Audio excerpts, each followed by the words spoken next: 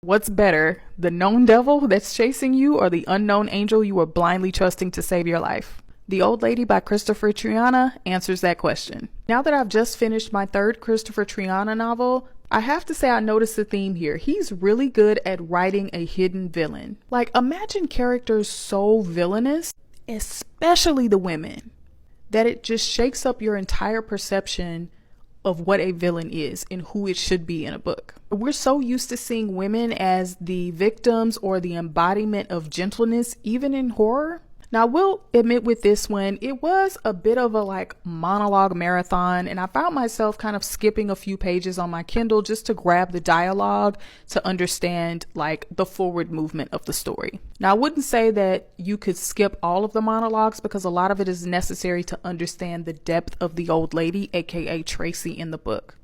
And so another thing that Triana does is he brings in two seemingly separate storylines. This is something that I noticed in the Gone to See the Riverman duology as well. He brings in separate storylines for characters on their own individual paths, and then he joins them up somewhere into the middle of the book, and then they go on this forward journey together. And it's usually a descension into madness, not necessarily forward and upward. So in the old lady's perspective, you're basically following Tracy, who is in the woods at her recently deceased father's cabin. She's preparing it to sell it. And you're going through a lot of her inner monologue as she's flashing back to her history with her father and how he trained her to be this badass.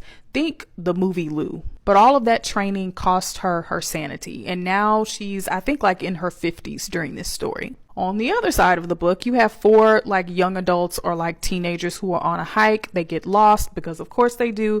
And they run into some people in the backwoods and see something that they shouldn't. And now they're on the run. So those teens' paths converge with Tracy when they seek her help to help them escape the woods and escape the people who are chasing them. So overall, I'll say the old lady was a great journey through the shadows. It towed the line of savior and sinister. And so you'll just have to see if Tracy ended up being this hidden menace or this super savior. I'm not gonna tell you. You need to read it yourself.